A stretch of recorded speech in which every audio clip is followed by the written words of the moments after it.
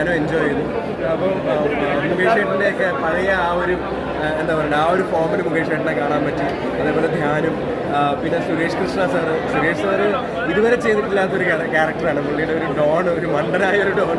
അപ്പോൾ ഈ ഒരു ജോണർ നമ്മൾ വീണ്ടും മലയാളത്തിൽ ഇനിയും നമുക്ക് ഇങ്ങനത്തെ സിനിമകൾ വരണം. ആ ഒരു CID മൂസയൊക്കെ പോലെ എന്ന് വെച്ച് കഴിഞ്ഞാൽ ഒരു കോമഡി എന്താണ് ഇല്ലോജിക്കലായിട്ടുള്ള കോമഡിയും. അപ്പോൾ എല്ലാവരും അത് എൻജോയ് ചെയ്യുന്നുണ്ട് തിയേറ്ററിൽ. അപ്പോൾ ഞാനും വളരെയധികം എൻജോയ് ചെയ്താണ് കണ്ടത്. അപ്പോൾ എല്ലാവരും കണ്ട് പ്രോത്സാഹിപ്പിക്കുകയും ചെയ്തു. സാധാരണക്കാർക്ക് എപ്പോഴുള്ള ഇതാണ് സിനിമ നമ്മൾ തിയേറ്ററിൽ പോയി കാണണമെന്നുള്ളത്. ഇതിനിപ്പോൾ തിയേറ്റർ എക്സ്പീരിയൻസ് ഡിമാൻഡിന് എന്തൊക്കെയാണോ? അല്ല, ഇങ്ങനത്തെ സിനിമകൾ എസ്പെഷ്യലി കോമഡിയും ട്വിസ്റ്റും ഉള്ള സിനിമകൾ തിയേറ്ററിൽ തന്നെ കാണും. അത് ഒറ്റ ഇരിപ്പിന് കണ്ടാൽ മാത്രമേ അത് ഏക്കത്തുള്ളൂ. മനസ്സിലായില്ലേ? അതിൻ്റെ ഒരു ഇമ്പാക്റ്റ് ഒരു കമ്മ്യൂണിറ്റി ആയിട്ട് വ്യൂയിങ് ആ എക്സ്പീരിയൻസ് ആണ് എപ്പോഴും കാണുന്നത്. നമ്മൾ ഒരു കോമഡി ഫിലിം അങ്ങനെ ഒരു എന്താ പറയുക ഫോണിലൊന്നും കാണുന്ന ഒരു സിനിമയല്ല.